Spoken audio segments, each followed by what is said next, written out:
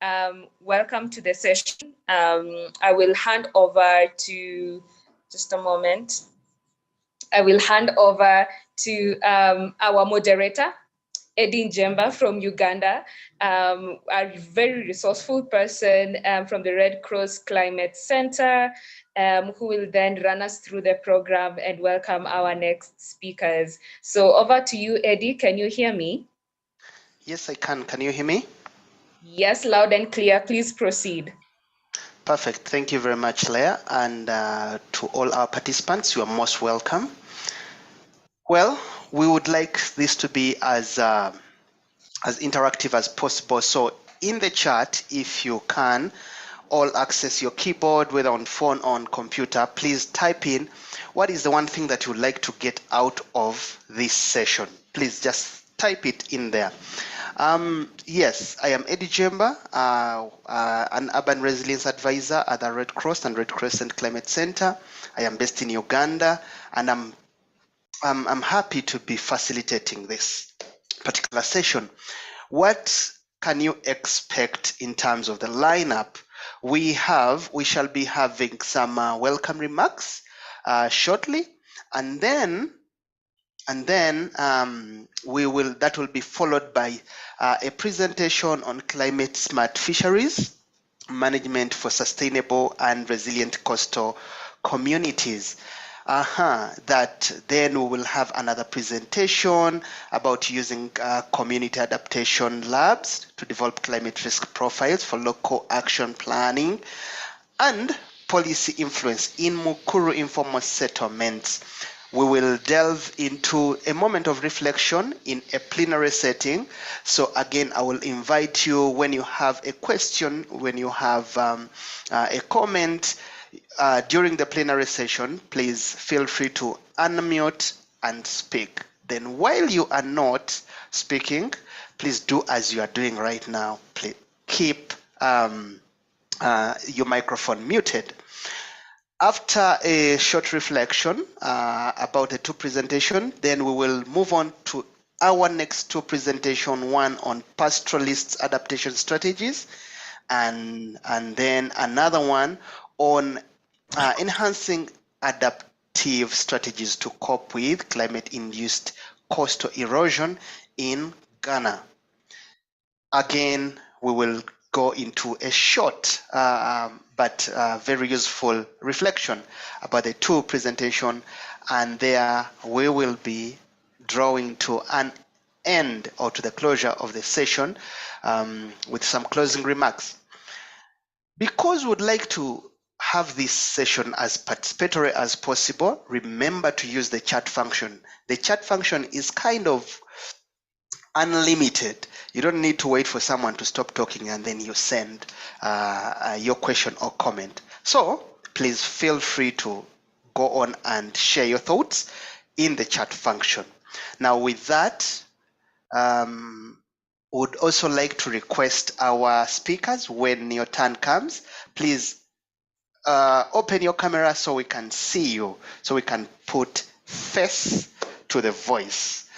All right, I think that's it. Let me now invite Dr. Johannes Atela to offer the opening remarks. Over to you, Dr. Johannes.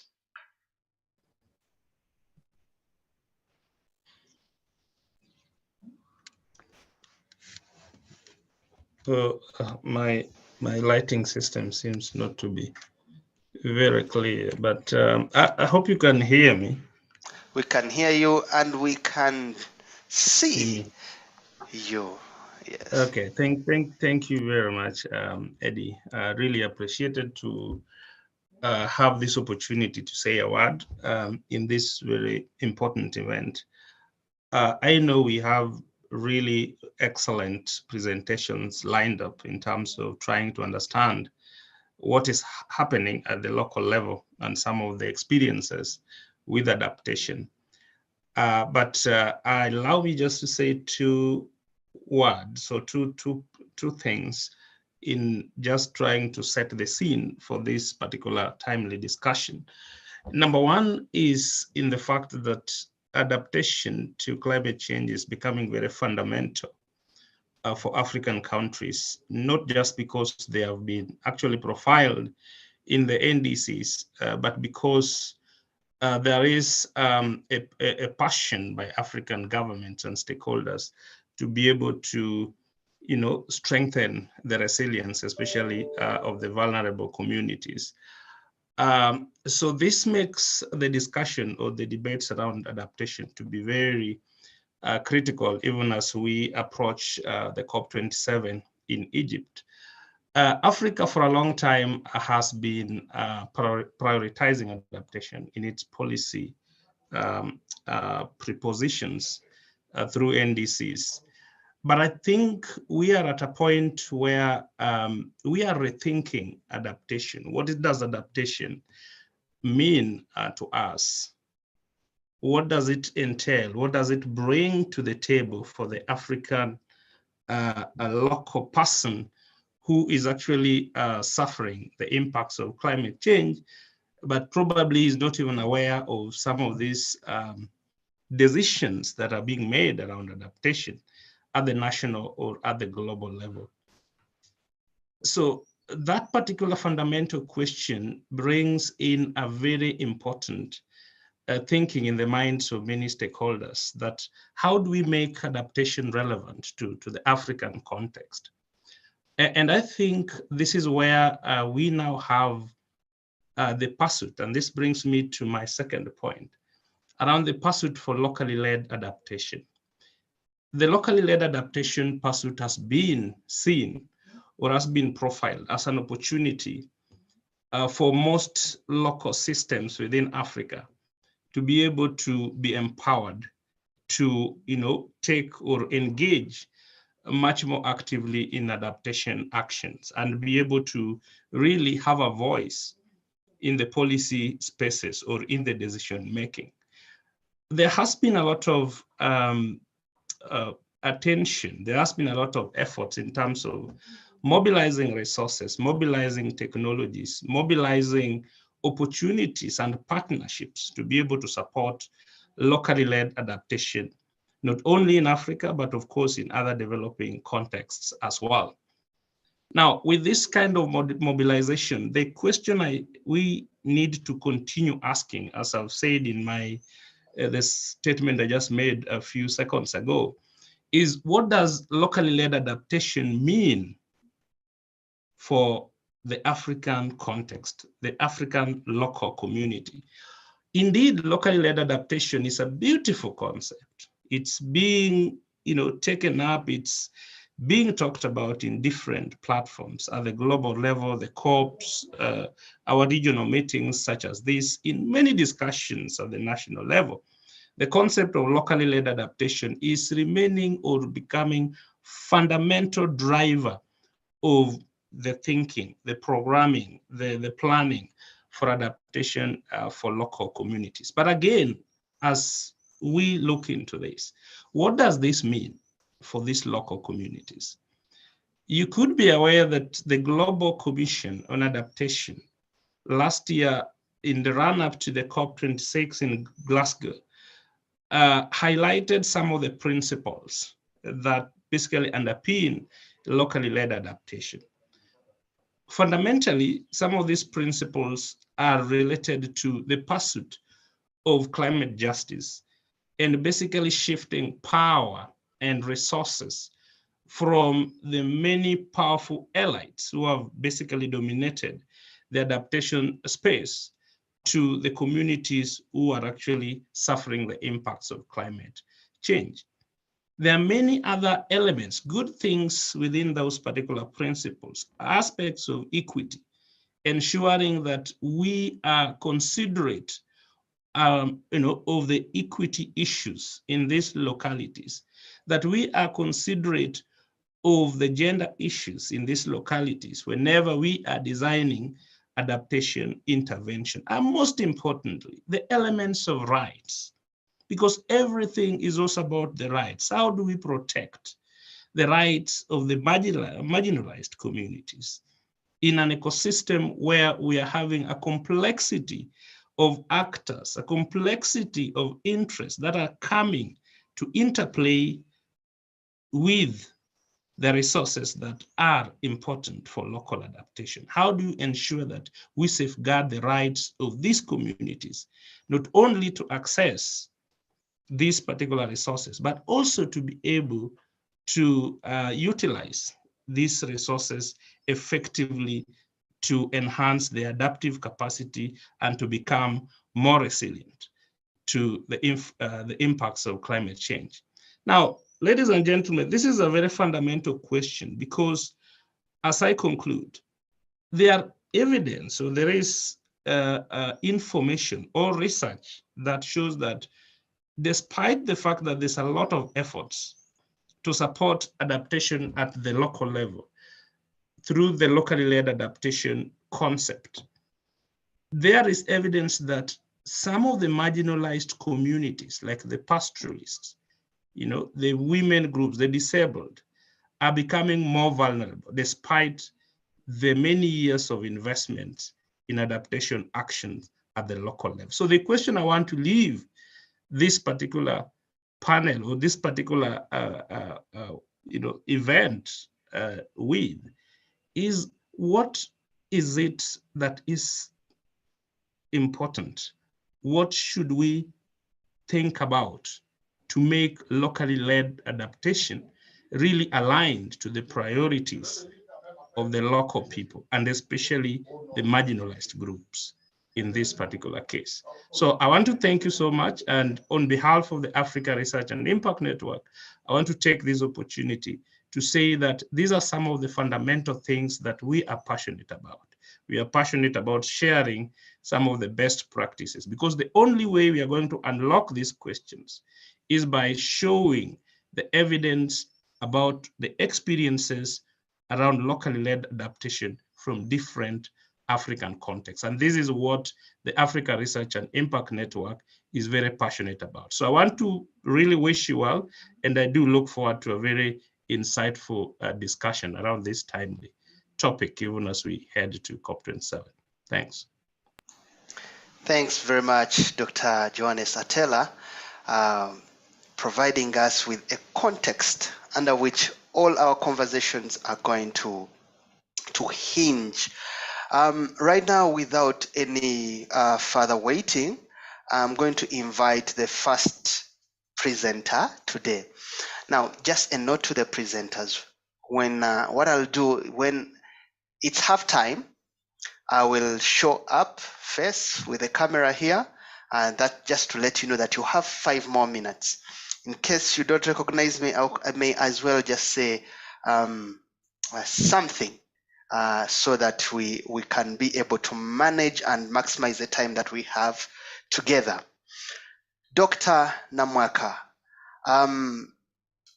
please come and tell us about the climate smart fisheries management for sustainable and resilient coastal communities. Thank you, Eddie. Nwamaka's slides are coming up anytime now, so that she's able to then speak to them. Perfect. As the slides come, to all our participants, feel free, maximize the chat function here. It's quite a useful function to use. And here we go. We do have the slides of Dr. Namwaka. Nwamaka, over to you.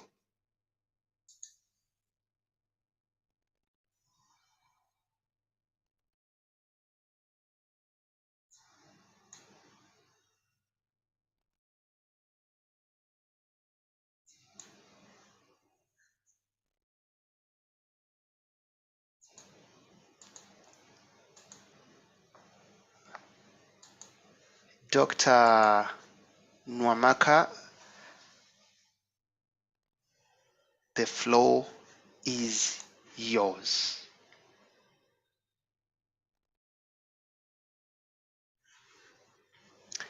Climate smart fisheries management for sustainable and resilient coastal communities. For all of you, our participants, what question do you come with? about climate smart fisheries. For example, we can have a brief discussion here as we wait for Dr. Nwamaka to unmute. Do you have any question related to climate smart fisheries?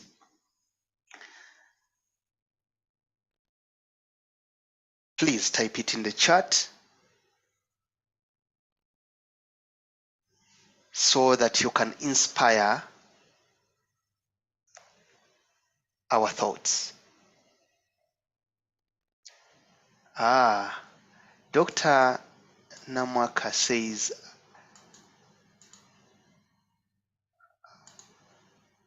okay, I actually can't see. I think you have to unmute me. Tech support. This is where we need the tech support. So Dr. Nomaka has been unmuted. So if you could please just give it a try.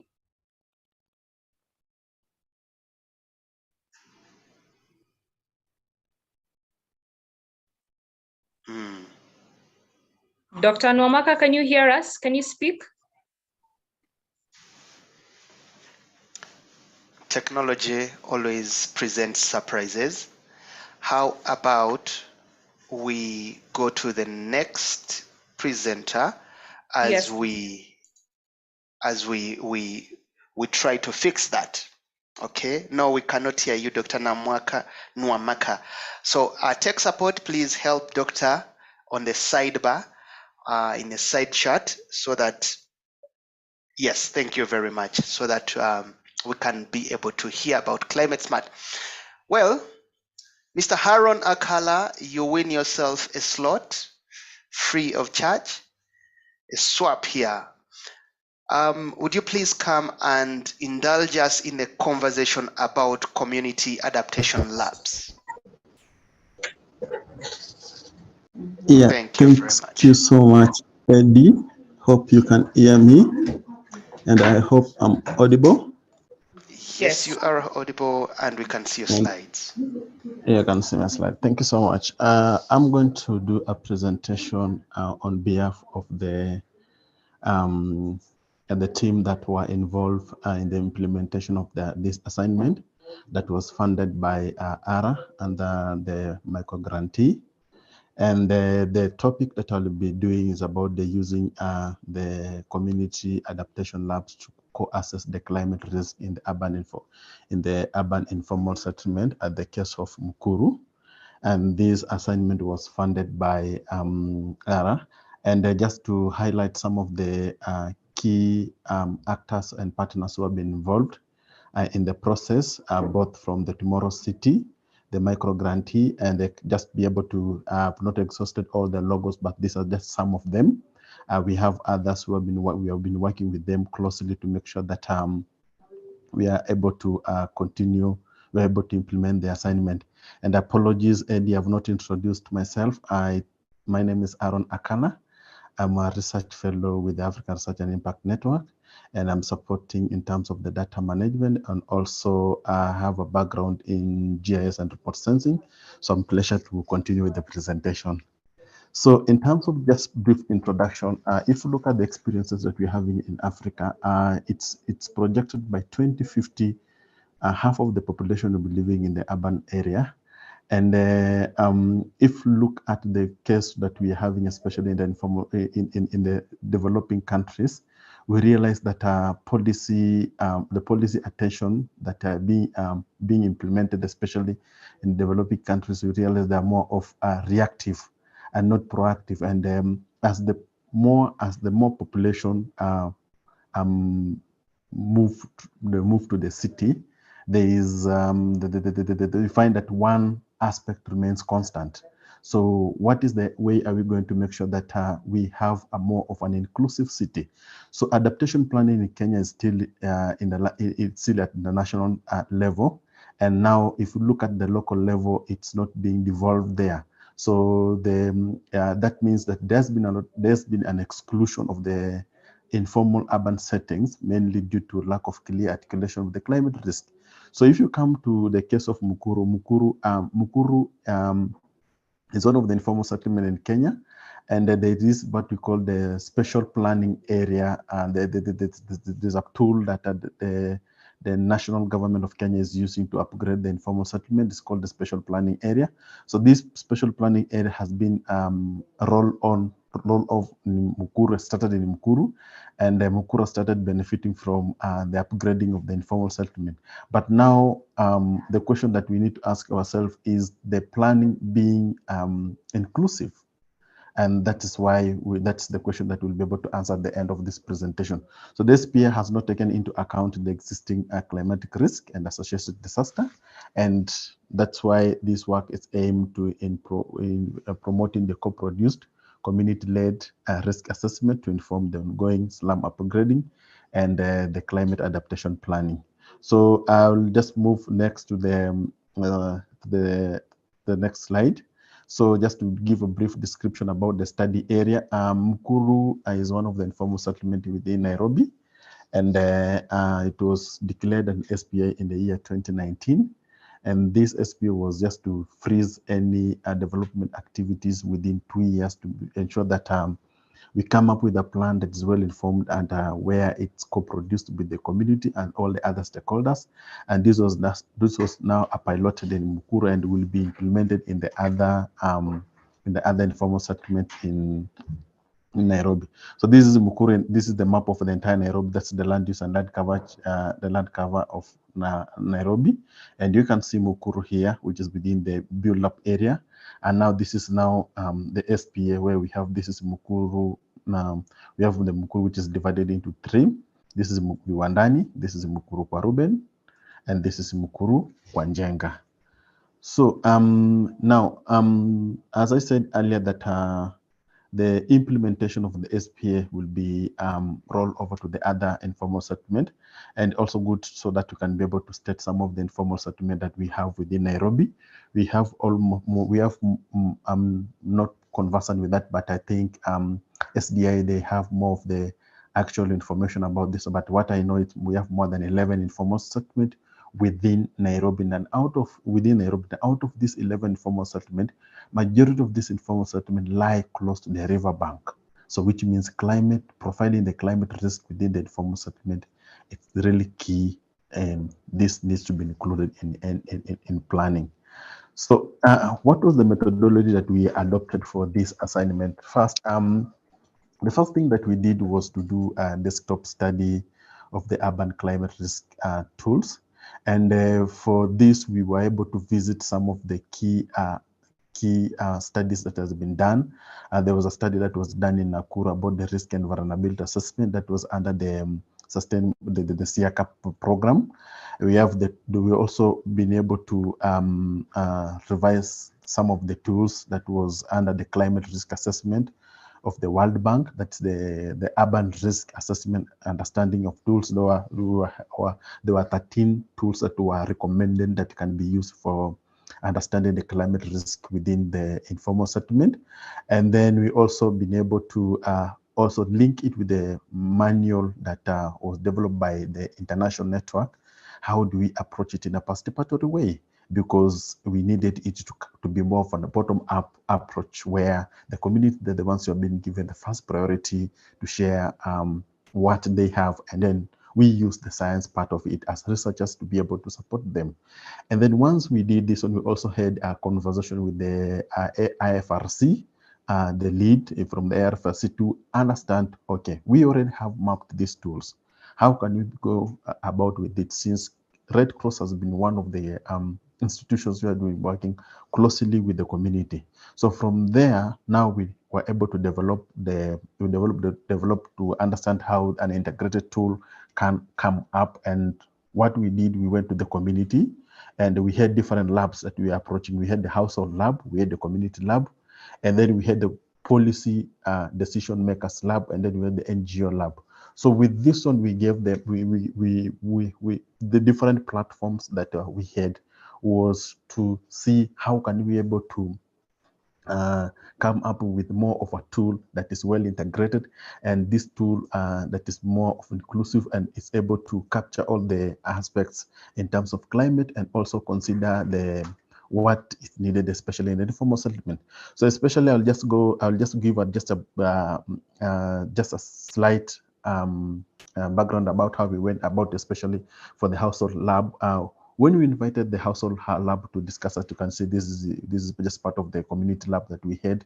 We ensured that we have captured, we ensured that we have invited everyone from across the social group, the persons with disability, those ones who are the elderly, women, the men. We were able to invite them so that we are able to capture, okay, how do we go about when you want to profile the situation in informal settlement? What are the perspectives that each and every social group is able to share, or have they have been able to experience? What is their perspective? And that's how we are able to come up with that. And then we developed the climate profile map for Mukuru. And then this was now, how can the output of this work be engaged in future? That means this is key, especially in the SPA development, and where it's needed to be integrated. The knowledge that we gathered there needs to be integrated in the entire plan. However, what we did next was to make sure that such work does not stop there. We worked with, we also integrated this same work in other projects that I'll be able to share, I'll be able to discuss later. So once we were able to profile that, and we went ahead to the community, and if you can look, this is just still part of the methodology. The community, we gave the community an opportunity to be able to help us to map those climate, but how do they feel the essence of being the source of information as the community. And you can see here they were able to help us to draw, identify the hazard spots, and able to identify and tell us what are some of the common hazards that they're experiencing, and what are those factors that they make them to be very exposed and vulnerable to such hazards.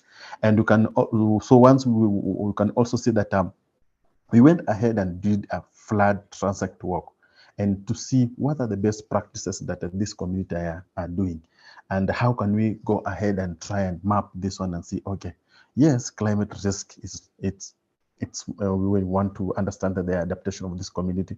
We need to make sure that we understand all the variables or all the indicators that can be able to define how community is at risk to certain hazard. And we also went ahead and understand how do climate lead to fire hazards, and what are those some of those best practices you can the community, the best or the bad practices that the community are practicing.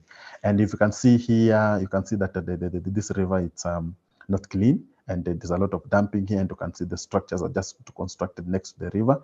And here you can see this is supposed to be a drainage network, and it's not, as you can see, and then the structures are close to each other, and so on. So which means this community are exposed. So what were the emerging opportunities that came out from what we did based on the labs that we did? So we went ahead and used the opportunities that we got from what we had done with the community and the NGO and House of Lab, and to profile it higher. And that's where we came up with we under the Tomorrow City, we did the flood modeling and the fire modeling, so that you can be able to understand the deeper understanding of the climate, the risks that the community are facing within Mukuru, in Mukuru. So I can look at this diagram, just trying to show how the information is supposed to flow from where we have in the field situation data, and then when we have this data, we need to have the information, and then the knowledge, and then the urban forum. So the urban forum, this is where we always have more of the decision making being done. So this is supposed to be a loop where once the decisions being done, it's supposed to go back to the community. So, and then we do the assessment. So any activity that's supposed to be done within the community level, within a given area, and then in the urban city should have a loop where once it's being implemented, we can be able to go back and see what we want to understand the more of the before and after the intervention, what is the impact. So if you look at some of we just go to the results that we did under the modeling. We did two modeling. We did the flood modeling and fire modeling, and you can see this is the entire Mukuru, and this is the entire Mukuru, and just pointing to this area here. This area, if I can say, this area is a school. There's a school that is constructed in this area, and if you look at the flood depth here, you can see it's high. So that means despite that the community are living around this area, even the children who were in that school, they're exposed. It's Bridge International School, which is located in this place. So this is river, the Ngong River. So in case there is heavy rainfall, and just to point out that the flooding that's happening in Mukuru is not because of the rain that's raining within Mukuru, it's just because the water that is coming from the upstream. So that means that the school is exposed. So if I can just go to just show some of the fire modeling that we did, and you can see that from these two images that we have here, you can see in case this is just a small area within Mukuru, and this is just a small area within the same Mukuru where there was an intervention of a road network. So without the intervention, without an intervention or development, which we all understand that development have different indicators, it means that in case there is hazard, that the exposure it's high. But at this area, you can see the exposure is low. But what are those climatic conditions that leads to increased fire, incident of fire spread? We have the temperature, we have wind, we have rainfall. Those are some of the climatic conditions that we consider to understand the climatic risk within the informal settlement. So how do we use this information that you have gathered to feed into the tomorrow city? That is where we want to see how can we integrate the adaptation metrics into the local urban planning. So this is just a framework that is being used under the tomorrow city for the system support environment, but we are using the existing information that we already have to see how can we profile this information to the higher level. And you can see that as I stated here, we want to understand what's the future of the city, the future of Mukuru. The community of Mukuru, they want Mukuru to be like this. But how do we make sure that we integrate what they want into, how do we make sure that the plan, what they want is being part of the plan that are being implemented within Mukuru. So we need to make sure that we are able to gather enough data so that we can do some of the computational modeling. We can be able to have the community themselves so that we can have a agreed impact metrics and be able to come up with the output that's well represented. But who are the consumer of this information, and what is the vehicle? So for us to be able to make sure this one, it means that we need to have a climate resilient city. And the climate resilient city means that we have the MCR 2030 under the UNDRR, which is the vehicle that's supporting making the cities resilient in 2030. We have the backup, the building resilient building. Sorry, I forgot it, but anyway, I'll remember and then I'll post it on the chat. Which is we are supporting in terms of research. We have the SDUH is one of the part of the research that we are doing. Is part of the bigger research that it's part of the vehicle that can be used to profile the work that has been done, especially in the local level, to profile this one to the higher level. So which means the adaptation metrics that have been collected there can be computed and come up with where we are linking it with the policy, we are linking it with the planning that's existing, and coming up with an output that is able to represent the situation within the community. And that is very key to make sure that we are being able to represent the community in terms of the key things that they're experiencing within where they are staying. So what were the key outcomes that came out of this one? Flood and landslide are risks that dominates, especially in Mukuru. And we also realized that the vulnerability to climate risk are high in Mukuru, and there's low capacity. And then also, without not forgetting that the impacts of drought are also felt in Mukuru through water shortages.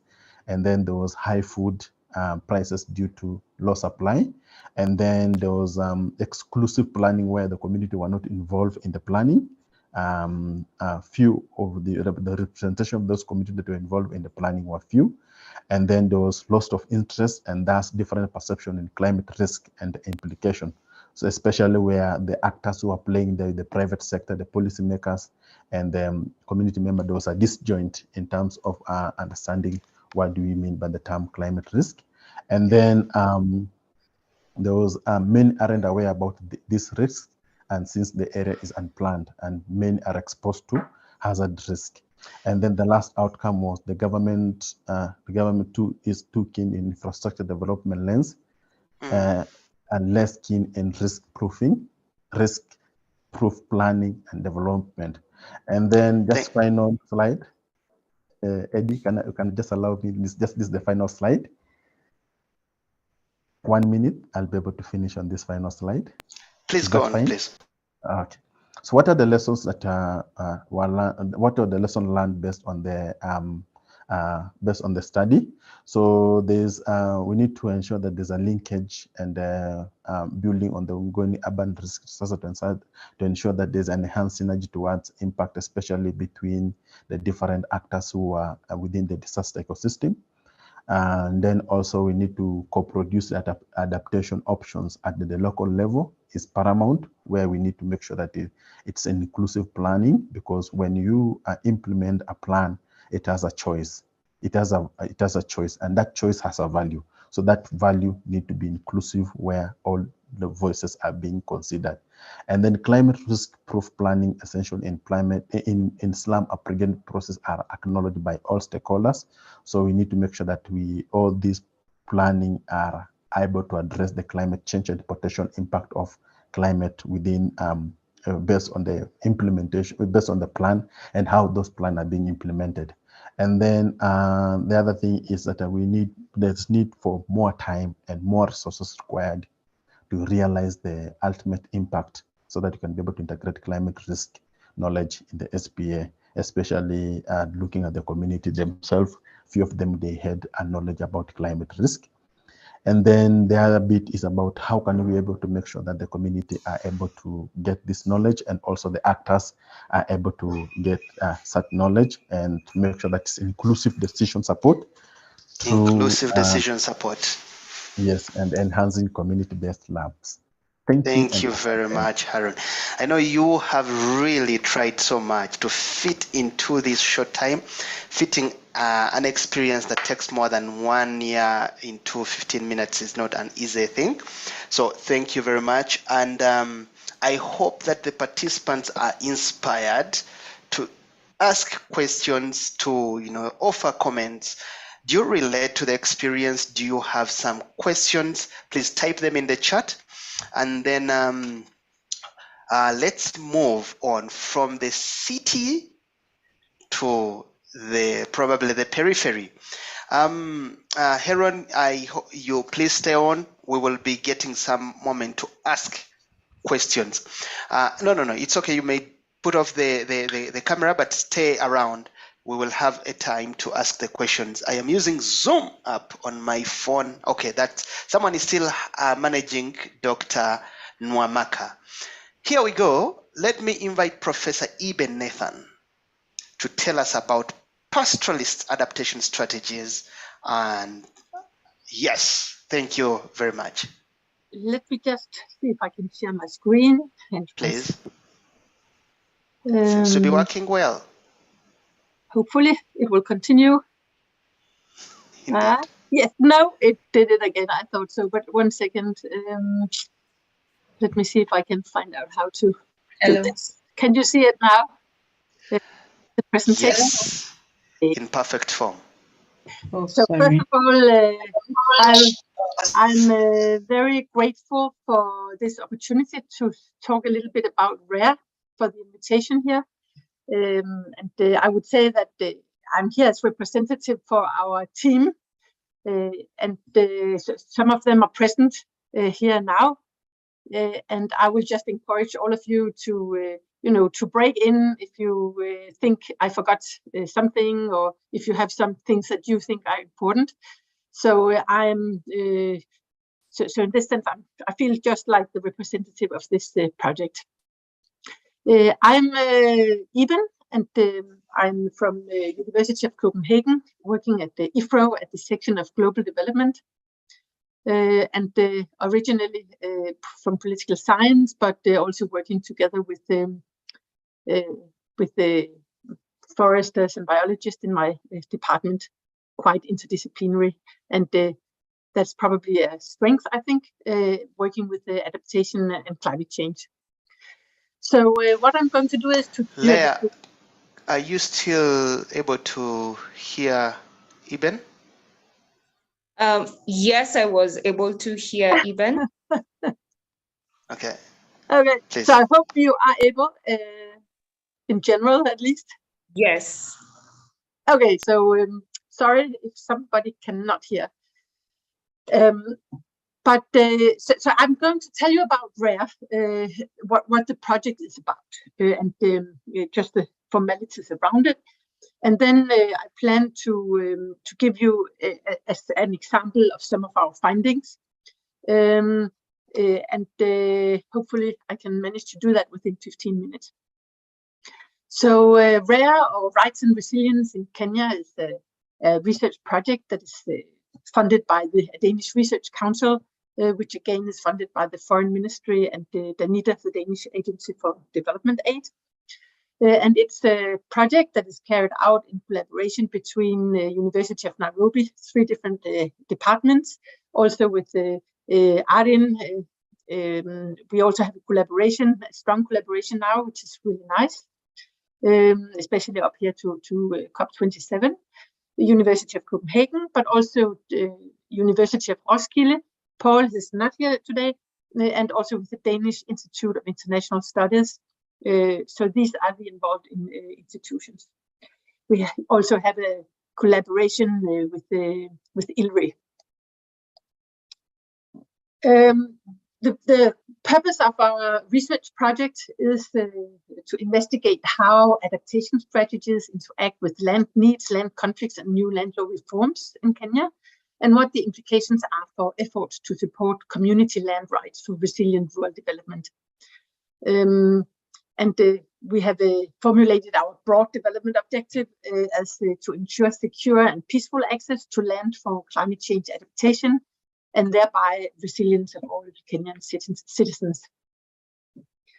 I was actually thinking that it could be nice if you could give me a hint when there are a few minutes left, so I can finish off in time. But this is the development objective, and the pictures, the photos are from 2019. Some of us doing work in the field, talking to pastoralists there. But we are quite a big team here. We have that everything's relative, but we have 4 different work packages. The first work package is concerned with adaptation and land needs, looking into peri-urban pastoralism, cross-tenure adaptation, and gender, Maasai women, and adaptation. We have the work package 2 that is looking more into adaptation and land conflicts, and the focus has moved to especially large-scale land acquisition and conservancies, and their impact on the pastoralists. Often. I just want to see, because the third one is about land law reforms and adaptation. That's where I'm involved the most, together within work package 4. So in work package 3, we look at how the new land laws, the land laws in Kenya and devolution work together with the pastoralist options for and strategies for adaptation. And the last work package is about how to deal with conflicting land claims related to climate change adaptation.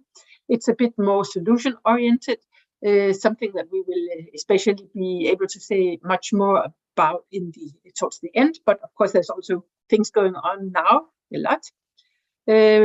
Global-local relations, how adaptation policies affect the local level and the other way around, the role of civil society organizations in all this, and trying to figure out what have been the best practices in Kenya and abroad that we can learn from.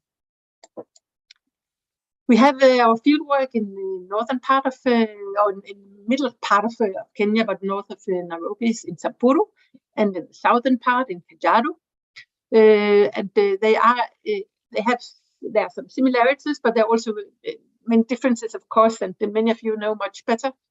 But I think what they have in common, especially is it's in the arid and semi-arid lands that both are very much affected by climate change.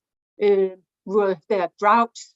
In Samburu, there's contested community lands, seasonal migration, many overlapping land claims. And in Kajiado, there's sort of the same problems, but there's also the rural-urban dynamics. And Kajiado is also characterized by early privatization of land.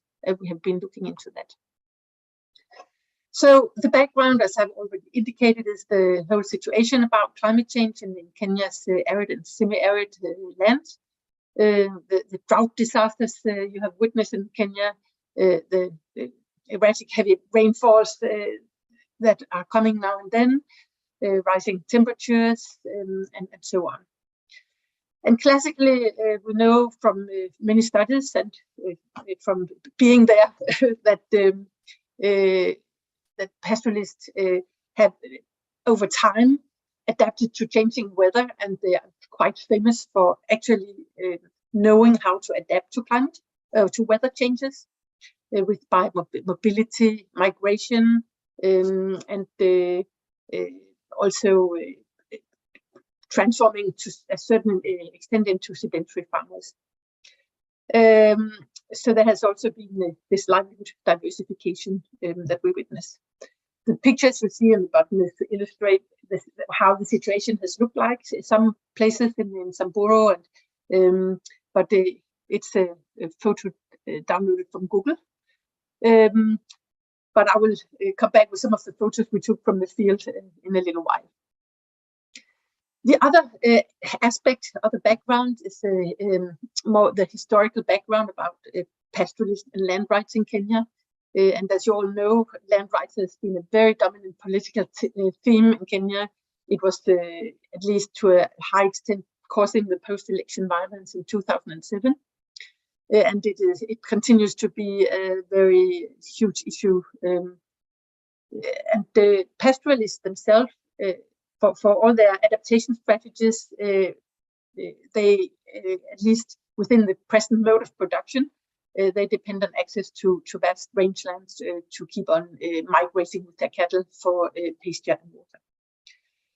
But then we have this increasing pressure on land and also on the mode of production from large-scale infrastructure projects, from conservancies, from land sale and land grabbing, and especially in Kajiado, things move very quickly with regard to land sale and individualization and privatization of the land.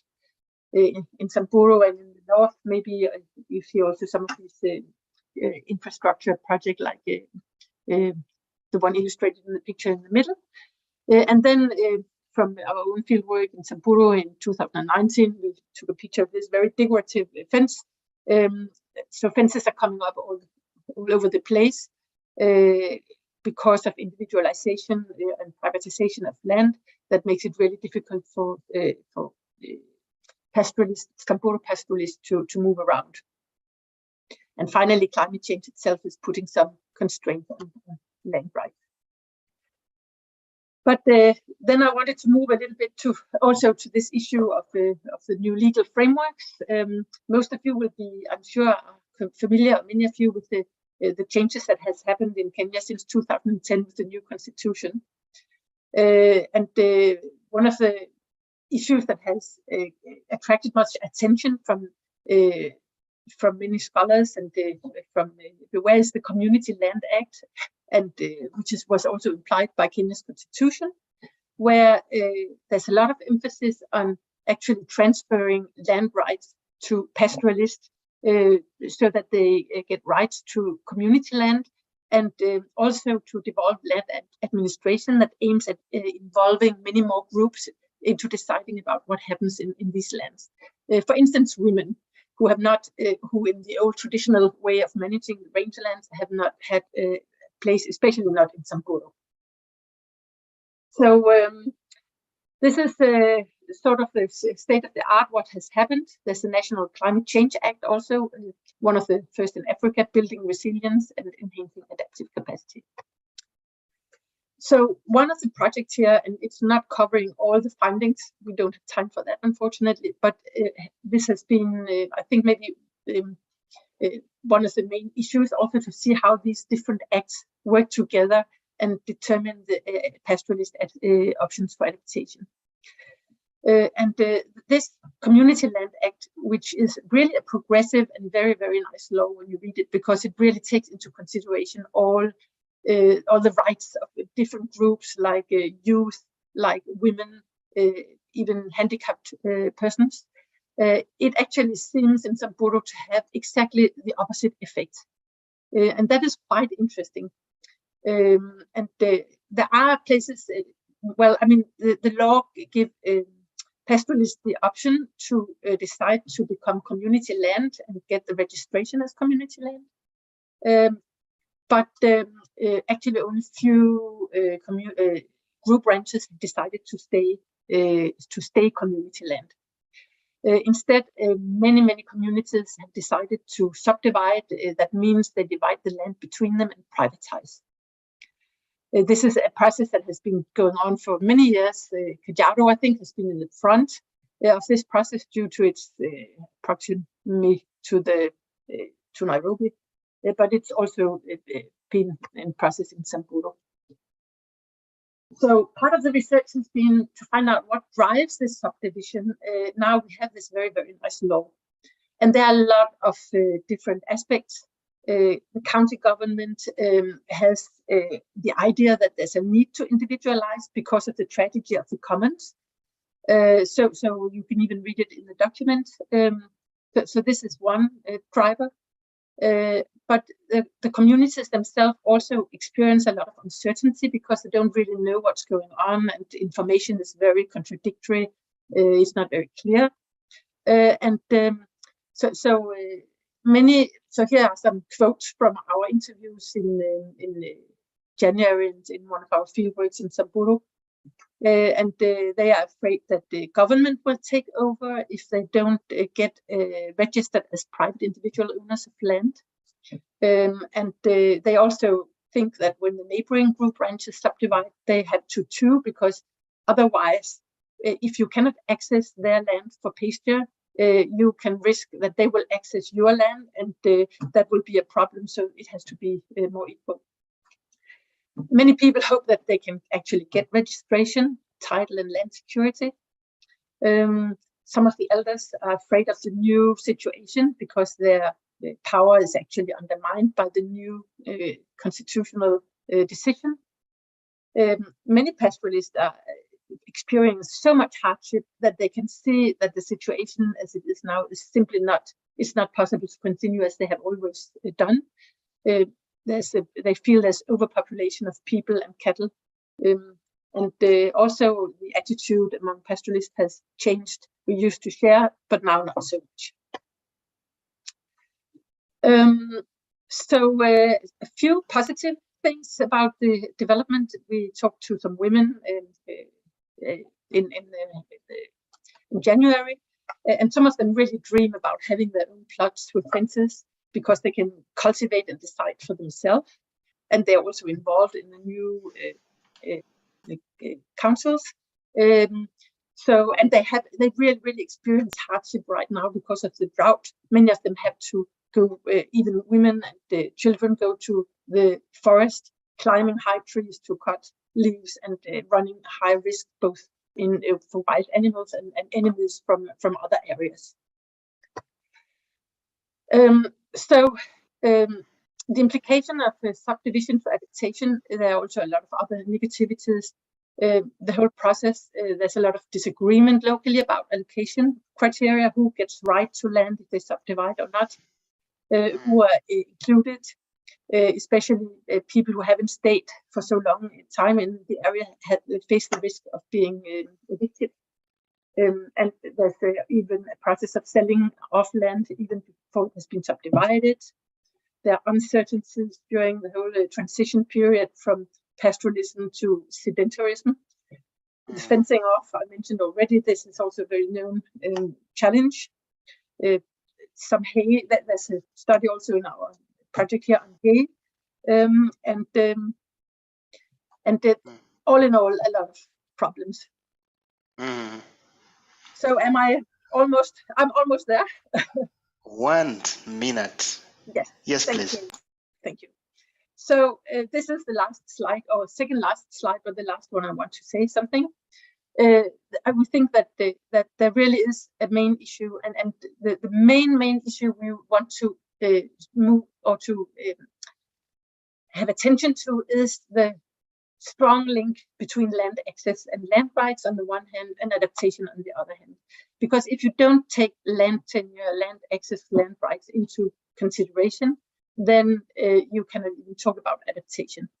So we think we need to continue asking how to safeguard pastoralism against climate change and other external threats. We want to say that land tenure systems are decisive for adaptation strategies, both for options and limitations. I mean, you can see options in the developments, but you certainly can also see problems ahead, many problems, that there needs to be a debate on land, which not only focuses on property, because it seems to have the opposite effect, but you need also to look at land uses. Finally, increase legislative focus on how to manage the processes towards the end process of having this community land, not only on the end result. And with this, I will show my last photo, and I will say thank you to all the members of our team. Sorry, I haven't put all your names. I should have done that. But we have 4 PhD students. We have several senior researchers, and all have contributed to this presentation. So kick climate change out of Kenya. I think that's a nice picture to end this presentation. Wow. Kick climate change out of Kenya, kick climate change out of Africa. Definitely. Thank you very much, Professor Eben, for sharing all the insight about the complexity of land and in light of adaptation. Here I just put down adaptation happens on land, and land tenure system affect who makes decisions on the land, who owns it, who can work on it, and how. So great insights. Thank you very much. Leah, can you please show face? At this moment, we are starting our reflections. Thank you, Leah. I wanted to feel the crowd. All right. So at this moment, we need to hear some insights, some questions, what resonates with you? What questions do you still have? What is your takeaway from the 2 previous speakers? And we would like to add one top up for you from Charity Mwangi of SDI. Charity Mwangi, how can you use 2 minutes to share a rich experience? Please come and take up that challenge. In the meantime, yes, please. I see you are ready. Please go on. In the meantime, let's keep receiving some comments and questions in the chat. Yes, over to you, Charity. Thank you, Eddie. Thank you, everyone, for the wonderful presentation. I think 2 minutes is quite a challenge, but I'll try to summarize. I think I was quite intrigued by what Haron especially mentioned on Mukuru. That's because we are also very passionate about Mukuru. We've worked there for quite a while. And just to mention, I'll begin my entry point by mentioning the informal settlements in Nairobi. He had said that we might have that data. And it's true that in Nairobi, we have a lot of informal settlements. In actual sense, there are 158.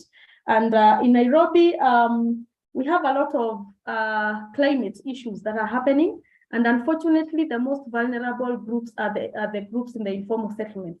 Yet, if you look in actual sense, they are the least persons who cause these climate change effects. Yeah, especially issues to do with carbon footprints, which are coming from the neighboring industries, but it is them who are exposed to these challenges because they are located on ecologically fragile lands. So we do have a project that we are calling Voices for Just Climate Action, which has tried to look at solutions. The project is very much solution-oriented, and it is basically trying to amplify the voices of the climate vulnerable groups in the urban informal settlements in order to combat climate change effects. So this program has gone ahead to map or rather profile local climate actors within the informal settlements. And significantly in Nairobi, we have a lot of these actors.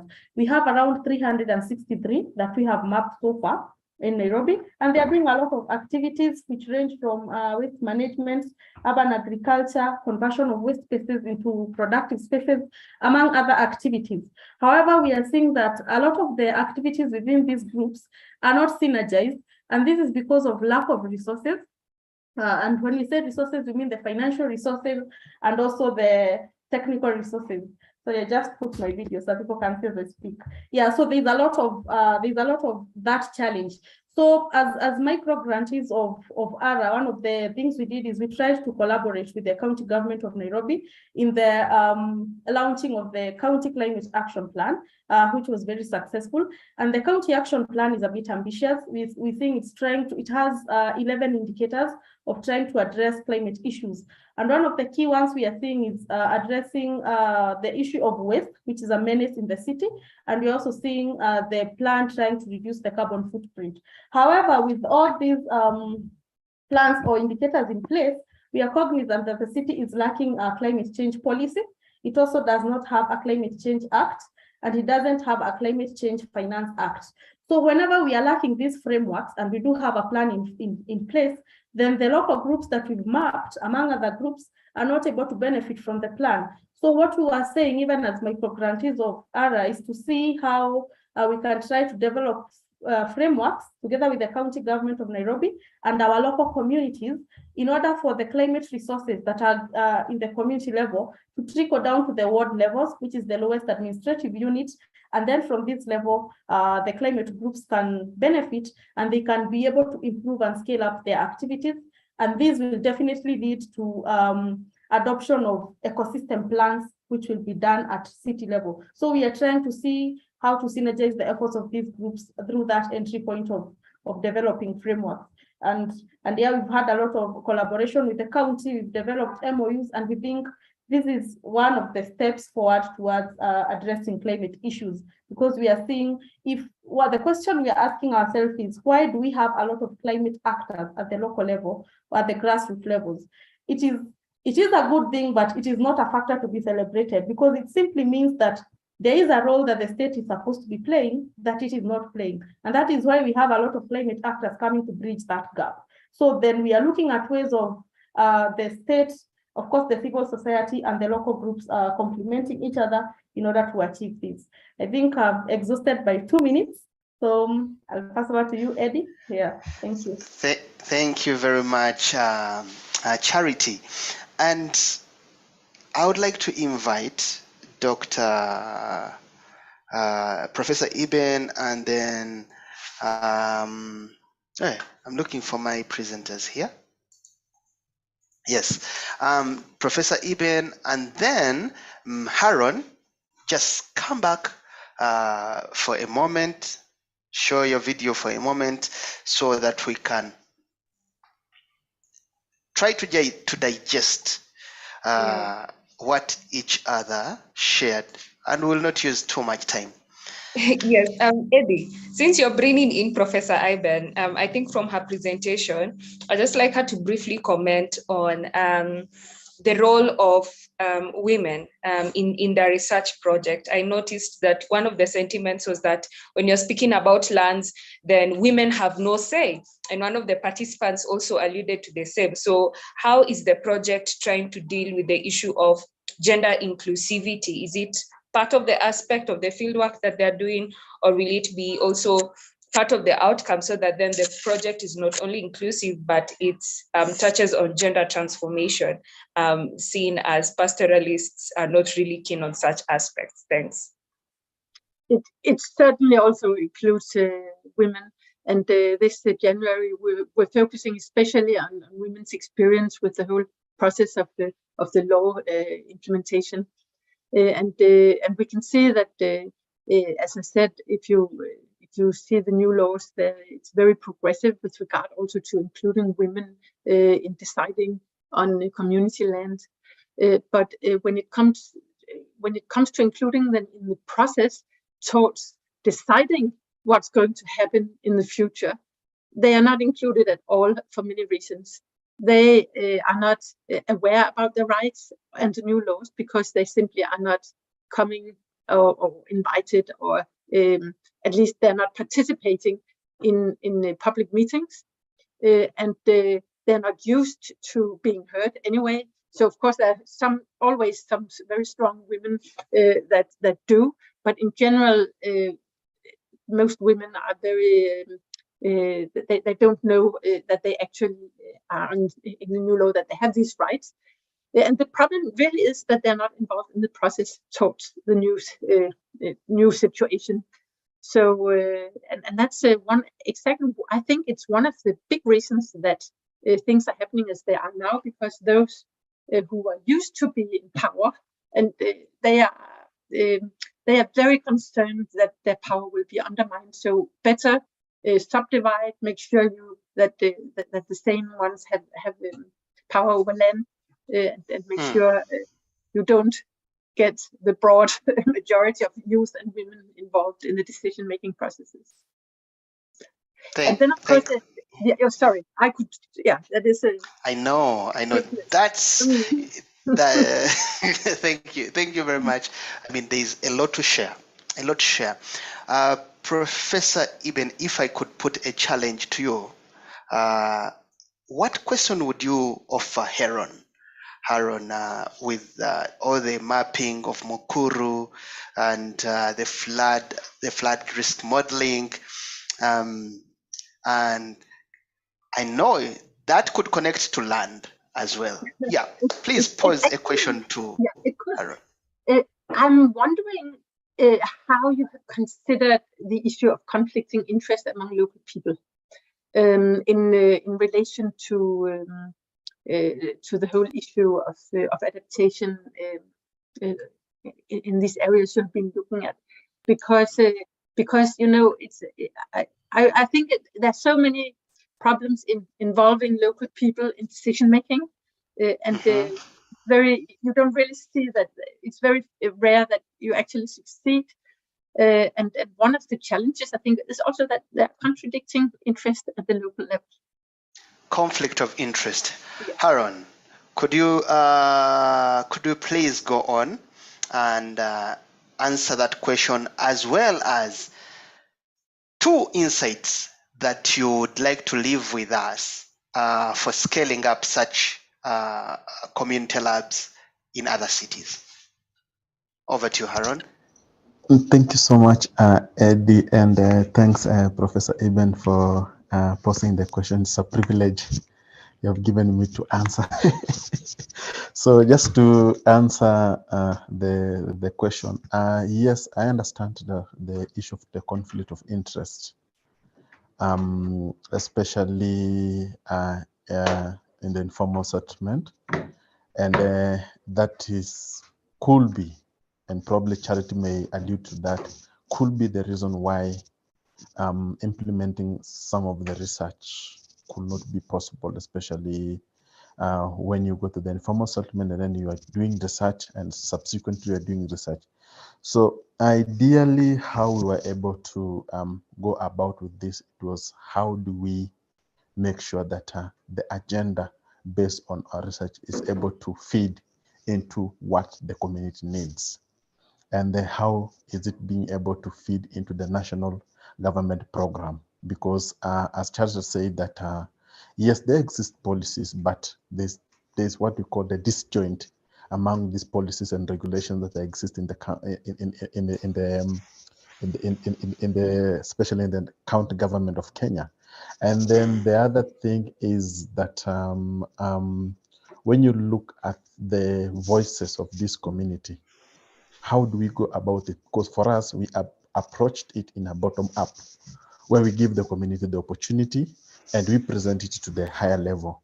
So with that, we are able to listen from all both perspective of the policy level, from the NGO level, from the household level, from the research level, and then that's where we have what we bring to create what we call the citizen science, where everybody is being involved at a different level, but the output is geared towards supporting everyone holistically.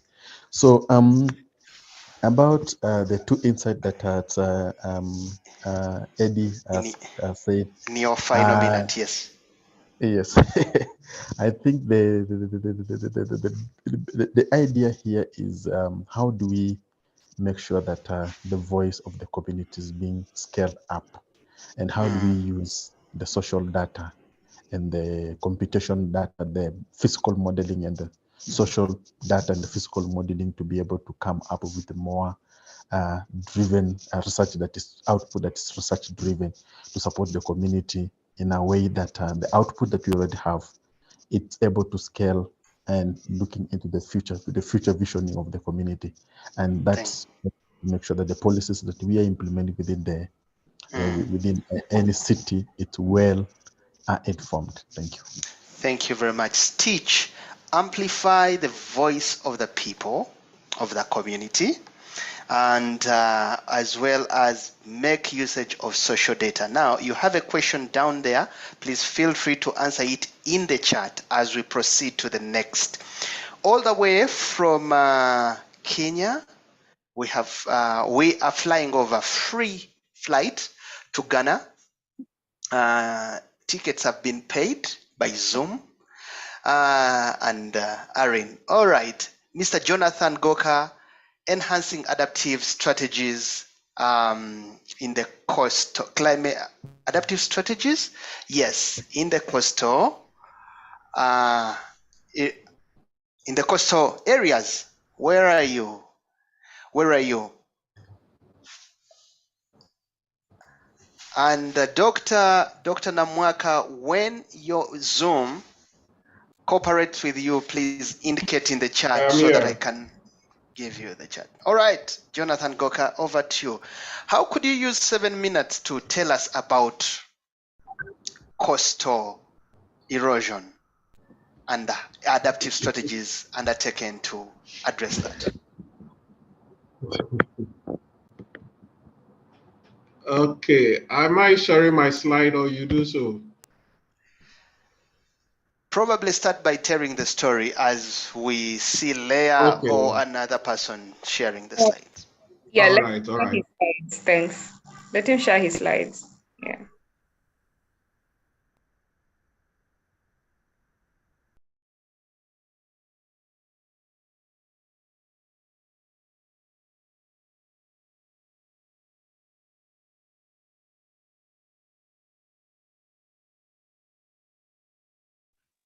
Jonathan, please go ahead. Yes, please go ahead as the slides come up. The experience is still with you. All right, thanks so much for the opportunity, and I wish to share this within the 7 minutes.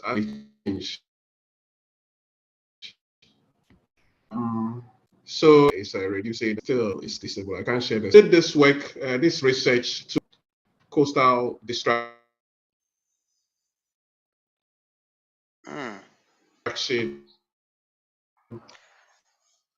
I hope the coastal erosion is not entering into the network. Ghana, local communities to adapt to the changing situation they are experiencing. And can you hear me? Yes, but Eddie, occasionally can you just indicate if you can hear me? I can hear you, but occasionally breaking on my side. Yeah, you're breaking, Jonathan. Perhaps if you could be clearer. Perhaps it's Wow. the internet, in which case we will allow you to switch off the video and then have your slides up. Wow. What about the other participants so that I open the video, if that helps? Please Yes, go on now and that then we we can can hear you tell. very well. Yeah? Yeah, that's better. Okay. My slides haven't still come for me to speak to. Who is working on it?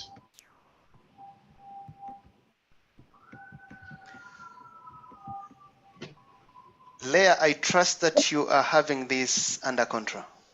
Yeah. Jonathan, please just go ahead. Let me sort that out. Okay. So as I mentioned, we did this work and had consultations with the local communities who are undergoing this experience. Number one, some of these communities have a peculiar situation because they are found in between the sea and the lagoon. So the land space available for them, it's quite small. And this is what they use for both their livelihood activities and their commercial or residential facilities. So there is serious need for space within the communities that are already experiencing this sort of coastal distraction. So we organized our research into 3 parts. We went down to look at the effectiveness of the adaptation strategies that governments or the national government authorities have put in place to alleviate the plight of the communities. Then number 2, we also sought out to find if there is any data that is essential for adaptation planning along the coastal stretch of Ghana. Then thirdly, we sought to find out the capacity needs of the various stakeholders that is necessary to implement effective adaptation strategies within the communities to alleviate the plight of the people.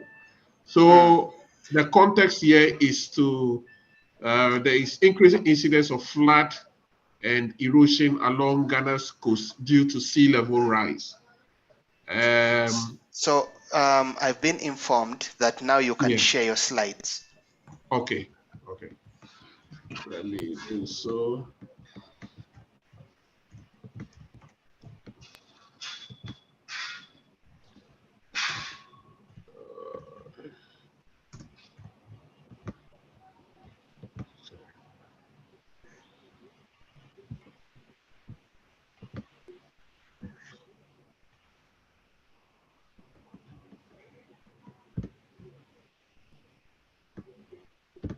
Okay.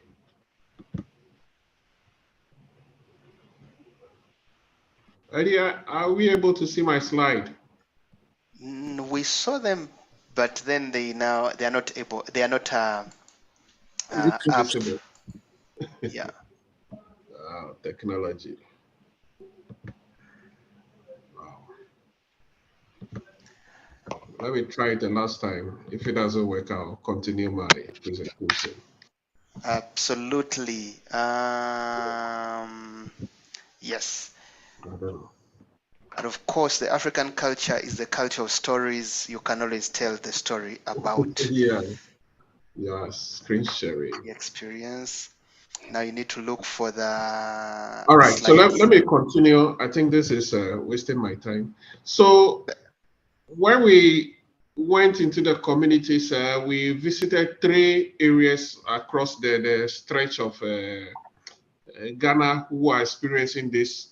And the key messages that we got from this visit or stakeholder groups are that the hard engineering solutions which government is providing by way of sea defense walls are becoming ineffective in the longer term, in that once the sea defense is constructed across a community front, the problem goes further down to other communities who are experiencing the effect of the sea defense wall that is constructed in other communities. So the problem keeps moving from one community to the other. Anytime there is a high level of there is high level in the sea, it goes to affect communities who don't have the sea defense wall. Then there is substantial lack of natural-based solutions in some of these communities where we have mangrove, acacia, coconuts, which are the natural resilience materials that the communities formerly used to respond to sea level rise, or if there is influx of sea into the communities. Some of these vegetations are off the coastal areas, and we believe this is also part of the problem that the communities are facing. Number three, there is gap in terms of data availability for adaptation planning, especially at the national level. And there is poor linkage between institutions which are supposed to be managing our coast in terms of their plans, in terms of their strategies, what they are doing. There needs to be some harmony in the work of these national institutions to bring adaptation to bear to our people in the coastal communities. We need to promote community-led governance and management of coastal resources. The community leaders or the communities as a whole are taken out in some of these decisions making regarding adaptive capacities for coastal communities. Their involvement in the process is very limited. Maybe the reason being that they are not so much technical and can contribute, but we believe they have local knowledge that can strengthen what is being done by government and national institutions. And generally, there is a lack of coastal management policy that would bring together our stakeholders and coordinate development along our coast. It is done in an isolated manner or in silos, and this is a major gap in our development that we need to really work at. It's now that stakeholders in charge of the climate space are thinking to come out with a draft of such a policy. So some of the institutions that we engage during this process with the government agencies, the local groupings within the communities, the fishmongers, the fishermen, the farmers, and all identifiable stakeholders in the communities that have something to do with the shoreline. Then we have CSOs or NGOs who are also working with communities in this space. Then the traditional authorities, we met with them, the academia and research, who played a very critical role in giving us information on the kind of data they are collecting and how we can tap into that resource in order to link some of the planning process that we want to do between the communities and government, so that local knowledge on adaptation can be blended with what national technical institutions are doing to bring relief to our people. So in short, these are some of the processes we've gone through. And in conclusion, the key messages here are that stakeholder consultations were very successful, but there are similarities between the coastline in terms of the coastline architecture. But generally, from one community to the other, the dynamics are a bit different, and the adaptation strategy needs to be tailored to meet the needs of each of the community's needs. So it might not be a uniform process, but based on the similarities between the shoreline in the communities, we could come out with strategies to alleviate the plight of our people. So I'll end it here. If there are specific questions, then maybe I could rather respond to it. Thank you. Thank you very, very, very much. Yeah. And interestingly, we were able to see the slides. So okay. If you're close, we may also be able to see who is putting up the hand and asking the question. Thank you, Jonathan, for that experience. Hey, okay, there you go. All right. Any question for Jonathan from our participants? This is the time where you ask clarifying questions. where you are able to. Yes, okay.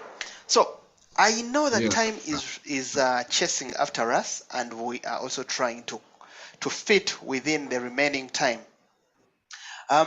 Our participants have been encouraging you to type in the chat. The chat is the best way to engage in such a big forum where we have many participants. So please make use of it, and then we can also be able to answer in the chat, or our participants can answer in the chat. But in the meantime, allow me to invite Charles Tony to tell us what happens Eddie, next. Yes. Ed, I don't know if Nwamaka's audio is on right now, so that we give her 3 minutes. Oh, it's working. Oh, well. Okay. There we go. Nwamaka. Thank you very much, Hedy, and apologies, I had issues with those. Can Lee, are you able to share my slides? Yes, Aaron is doing so shortly. Just proceed, please. Okay, so I'm a researcher at the University of Leeds Institute for Social Research. Yeah. Sustainability Research Institute. So we worked on climate smart fisheries. What does climate smart fisheries mean to coastal communities in Sierra Leone and Liberia? And just to say that fishing is not just a hobby, it's a serious business and a source of livelihood for poor communities.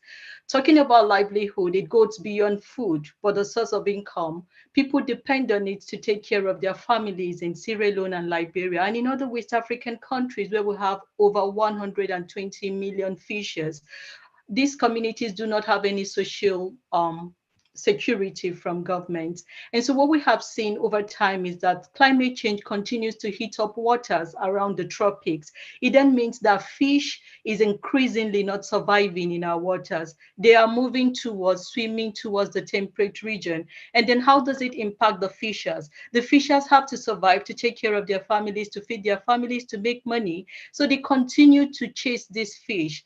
Oftentimes, with their little canoe, not sophisticated canoes, they drown and lose their lives. And then the women become widows. If they are lucky, they spend so much on fuel because they have to travel very far to catch very few fish. The next slide. And so we engage with these fishers. We had representatives from affected communities, vulnerable group, women, elderly. We had researchers from the institutes in Liberia and Sierra Leone. We had people from the meteorological agencies. We have private investors, and we have staff from the Ministry of Fisheries in Liberia and Sierra Leone. And together we went through 4 processes with them. The first one is peer-to-peer workshop. During this time, we tried to conquer ideological differences, made sure that the widows, the elderly people were very comfortable. There was no suspicion. We used that to build trust. We were able to learn how to talk to each other. And so that took us to the next stage. We looked at the problems facing each. The women talked about their problem, the men talked about their problem, and then we interpreted this problem and tried to find similarities. And then we looked at transforming the problem. What the local communities have done, they try to adapt in various ways. For example, of course, climate change affects their housing, affects a whole lot of things around them. But most importantly, the fishers risk their life.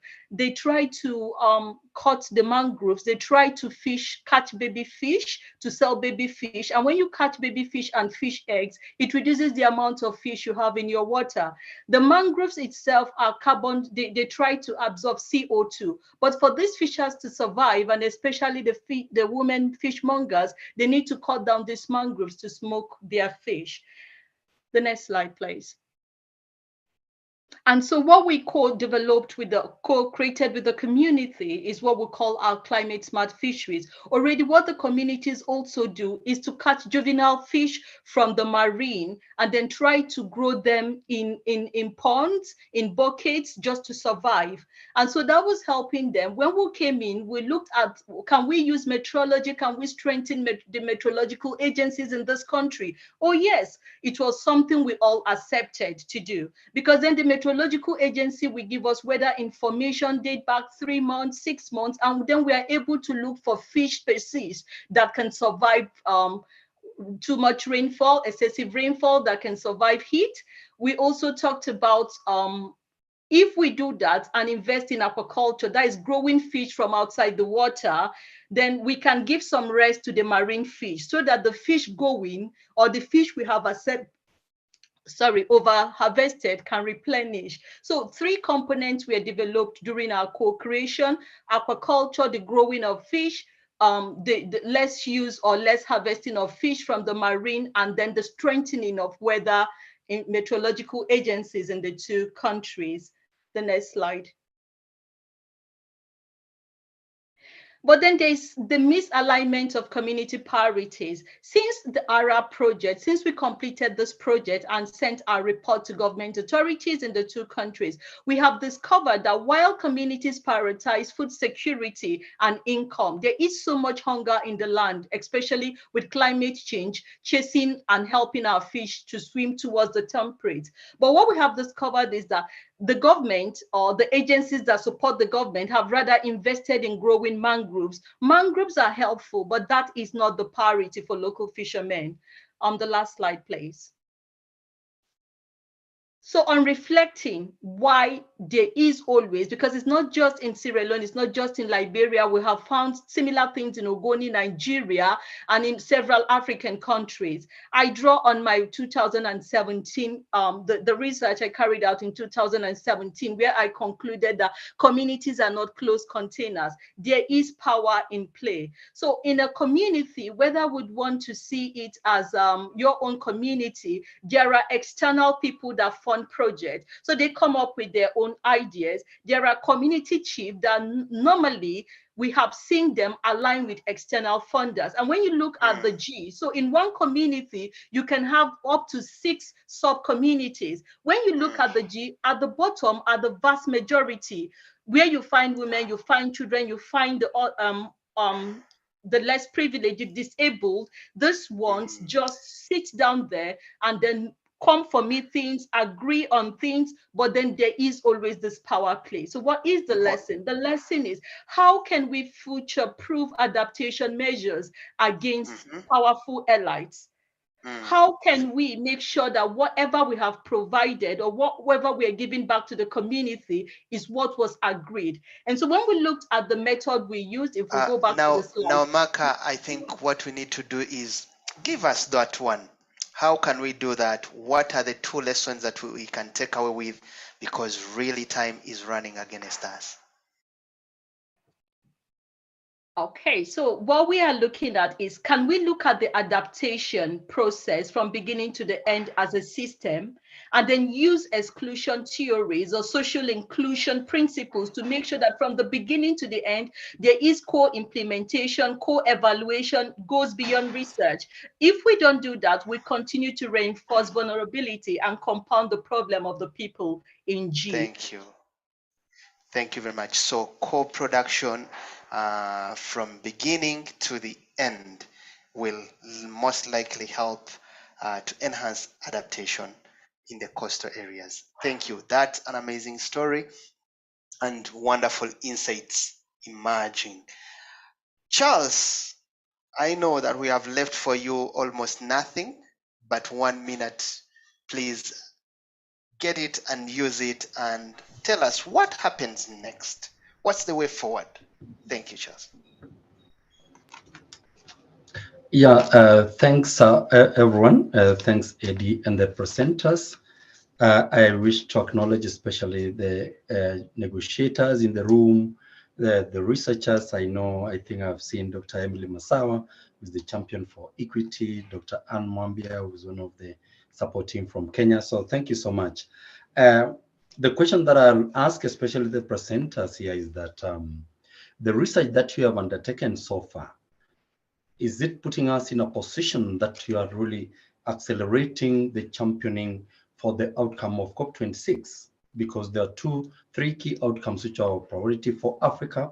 One is increasing the climate funding, and especially the commitment which was made under the Paris Agreement to remit 100 billion USD per year, but also double the adaptation funding, which is Africa needs now close to 40 billion per year. And then also especially giving attention to loss and damage. And I think most of the researchers, you have tried as much as possible to really share concretely on how we can co-develop the tools to really undertake the assessment, both at the informal settlement urban settings, but also rural areas. But the question also that we need to ask ourselves is the research that we have undertaken after COP26, is it sufficient enough to support the African group of negotiators? If that is the case, then what are the channels on how we can really submit our position or the consolidated position from this kind of research work? And I think the research community in Africa, we need to really engage very strongly with the African group of negotiators, but also the lead negotiators at the country level to incorporate this kind of research output into the national reporting. And I think maybe you can hear the comments from the government representatives who have been leading in the national reporting. And as I've looked from Kenya, we have got Dr. Emily Masawa, is the capacity that we have as researchers. Are we capable of really transitioning this kind of lessons from the different research projects into the global stock tech? Because what Africa is calling for is the operationalization of the goal on adaptation. And we must provide the evidence, sufficient evidence, or repackage our outputs so that you can present a very concrete evidence at the COP26. Eddie, maybe you can hear from Dr. Emily Masawa and Dr. Ann Mwambia, who I've seen who are the lead negotiators in the room. Sure. We can possibly offer a minute for each.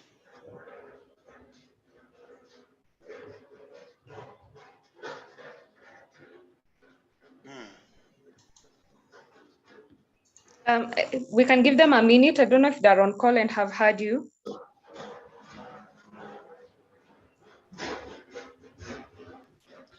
Okay, as they prepare, because that was something that I was feeling that we need to provide also as researchers, so that we don't just produce research, but that is not transitioning even to the national reporting. Dr. Ann Mwambia, I think I'd seen her. Dr. Emily Masawa. Okay, if they cannot reach them now, so we can conclude, and I'd like to conclude by saying that what the researchers have brought on board is we need to enhance, especially the understanding of the interaction between or among different sectors and also different systems. The nexus is very important. I think where the land access, which there must be a right to access for adaptation. We had also the communities being brought on board to co-produce relevant tools. Charles, we had also the need for policy support. Yeah, I think we have the organizers telling us wrap up. Okay, excellent. But thank you very much. Actually, it was really good for you to try to link the research to policymakers, and I hope that connection will go on despite that we haven't been able to hear from the two doctors who are the lead negotiators. Thank you, Charles, for being the master, the head brains this. Right now, I think allow me to invite Michelle to offer us the instructions for the next. Charles, thank you, Leah. Okay, Michelle, over to you. I just want to say sorry, Charles, for cutting you off, and I'm so sorry that people did have technical difficulties. We just want to make so sorry about that, and I just want to say thank all the participants and the speakers for this session. It really helped, I think, dig deeper into what locally led adaptation really means and help us to prevent it from just becoming a buzzword that people just glibly use. So thank you very much for your participation. And I invite you now, after you leave the session, we've got 2 more sessions left this afternoon. One is again on the same topic of inclusive community-led climate change, financing this locally led adaptation. So once you leave the session, you can go back into the lobby and then you can click join there. So thank you to all the participants again, and sorry that we've had to cut you off. Thanks, Michelle, and thank you everyone for joining. Please enjoy the rest of the sessions, and yeah, reach out to Charles for any further information. Reach out to the participants and Leah as well. Thank you and have a wonderful evening, afternoon, depending on where you're joining from. Thank Bye, you. thank you. Bye. Thank you. Bye.